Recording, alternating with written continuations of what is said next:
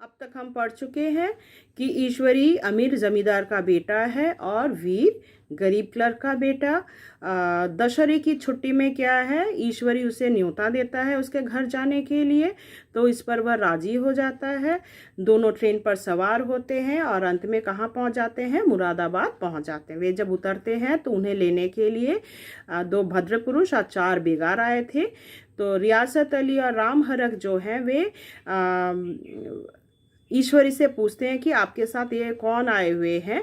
तब वह उत्तर देता है कि यह जो है मेरा दोस्त है, काफ़ी अमीर है, 2.5 लाख तो सालाना उन्हें क्या है रियासत के रूप में देना पड़ता है, और जो है वह महात्मा गांधी का भक्त, परम भक्त है, इसीलिए वह सादे लिबास में रहता है। तो इस प्रकार वह उसके बारे में काफ़ी बड़ा चढ़ाकर कहता है, और वह अपने घर में भी यही परिचय देता है। उसे काफ़ी बढ़ाकर ही कहते हैं, अपने मामा पिताजी के साथ, ताऊ जी के साथ क्या है, इसी प्रकार उसे बढ़ा चढ़ाकर उसका सम्मान देता है। अब घर में भी काफ़ी नौकर चाकर थे उसके। वह इस प्रकार नौकर चाकर को देखकर वह सोचता है, बाप रे बाप, इनका घर कितना रईस है। उनका जो गेट है वो भी क्या इमामबाड़े के समान, बहुत ही एक घर मानो किला के बराबर है, और घर पे नौकर चाकर भरे हुए हैं सेवा के लिए। तो हमेशा क्या है उसके इर्द गिर्द क्या है सभी घूमते रहते हैं। आगे हम पढ़ेंगे, देखो, ईश्वरी ने सुदृढ़ मुस्कान के साथ कहा, इन गधों के सामने यही चाल जरूरी थी, वरना सीधे मुंह बोलते भी नहीं। जब वीर यानी कथानायक यह कहता है कि तुम सभी के सामने मेरा मिट्टी क्यों पलीत कर रहे हो, इस प्रकार बड़ा चढ़ाकर मेरे बारे में क्यों बोल रहे हो, तब ईश्वरी कहता है अगर इस प्रकार ना बोला जाए तो क्या है वह तुम्हें सम्मान नहीं देंगे, इसीलिए क्या है इस प्रकार बोलना अवश्य था, नहीं तो वे सीधे मुंह आपके साथ बातें नहीं करते। ठीक है। जरा देर बाद एक नाई हमारे पांव दबाने आया। तो उसके बाद एक नाई आया। अमीर घर में यही रिवाज है, आते हैं, थक गए हैं, हाथ पैर धुलवाएंगे, पैर मालिश करवाएंगे, पैर पांव दबाएंगे।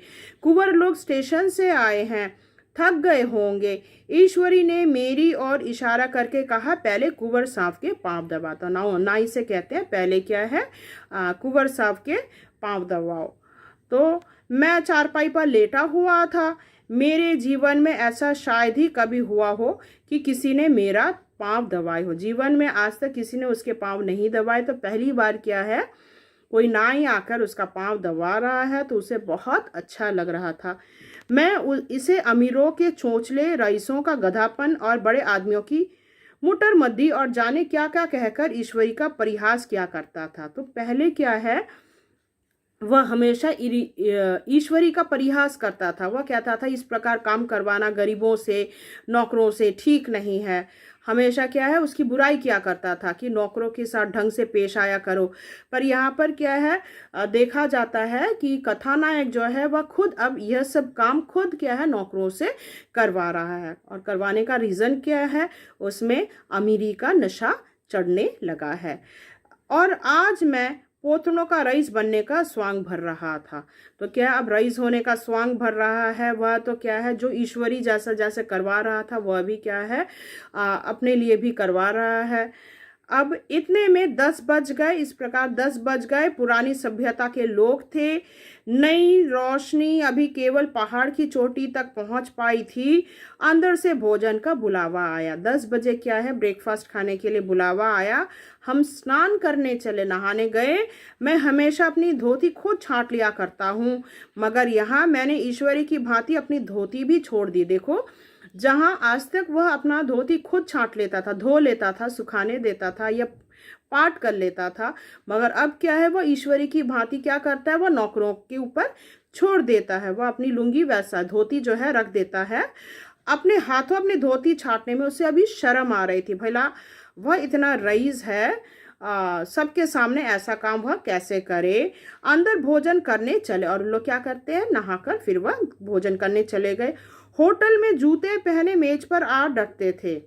यहाँ पांव धोना आवश्यक था। अब क्या है पांव धोना है भोजन करने के पहले। कहार पानी लिए खड़ा था। तो देखो यहाँ पे पानी लेकर खड़े हैं, ईश्वरी ने पाँव बढ़ा दिए। ईश्वरी ने भी क्या कहा, ईश्वरी ने क्या है अपने पाँव धोने के लिए पाँव बढ़ा दिए, और कहा ने क्या किया, उसके पाँव धो दिए, मतलब ईश्वरी के पाँव धो दिए।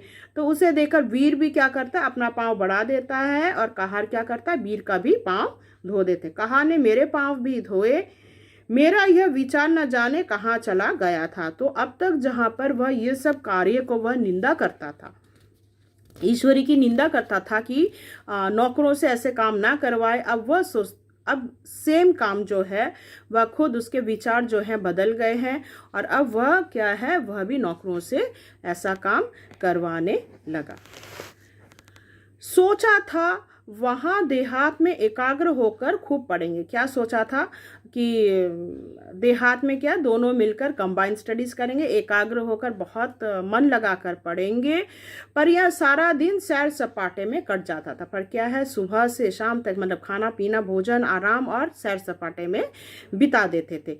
कहीं नदी में बजरे पर सैर कर रहे हैं, कहीं मछलियों या चिड़ियों का शिकार खेल रहे हैं, कहीं पहलवानों की कुश्ती देख रहे हैं, कहाँ शतरंज पर जमे हैं। तो यहाँ पर देखो ईश्वरी खूब अंडे मंगवाता और कमरे में स्टोव पर ऑमलेट बनते। तो यहाँ पर देखो सैर सपाटे में दिन बीत गया, नदी में जाते, बजरे में क्या है नदी का सवार करते, पर बैठकर क्या करते थे, सवार करते थे। बजरा जो है राउंड टाइप का, बोट नहीं होता, वो बांस से ही बना होता है, गोल तरह का होता है, उसमें बैठकर सवार करते हैं। तो कभी शिकार करने चले जाया करते थे, फिर पहलवानों की कुश्ती देखते थे। तो इसी प्रकार मजे में क्या है उनका दिन बीत रहा था। नौकरों का यह जत्था हमेशा घेरे रहता, नौकर चाकर तो हमेशा उनके चारों तरफ घेरे रहते। फिर क्या है, रोज अंडे का ऑमलेट बनाकर खा रहे थे कमरे में, तो उसे बहुत मज़ा आ रहा था। और पता नहीं किस प्रकार छुट्टियां बीत गई। अपने हाथ पांव हिलाने की ज़रूरत नहीं, क्या है आराम से लेटे हैं, बैठे हैं, मौज मस्ती कर रहे हैं, खुद से कोई काम नहीं करना पड़ रहा है, केवल जबान हिला देने से, मुंह से बोलते थे, नौकर सारा काम कर देते थे। नहाने बैठे तो आदमी नहलाने को हाजिर, यहाँ तक नहलाने के लिए भी आदमी हाजिर है, उन लोग नहला भी देते थे, साबुन घिस मल देते थे, पीठ घिस देते थे, ठीक है ना। लेटे तो दो आदमी पंखा झलने को खड़े हैं, लेटते थे तो पंखा झलते थे, नौकर खड़े हैं। तो मैं महात्मा गांधी का कुंवर चेला मशहूर हो गया। तो वो क्या है, किस नाम से मशहूर हो गए थे कि ये महात्मा गांधी के कुंवर चेला है, महाराज मतलब राजकुमार हैं, ठीक है ना।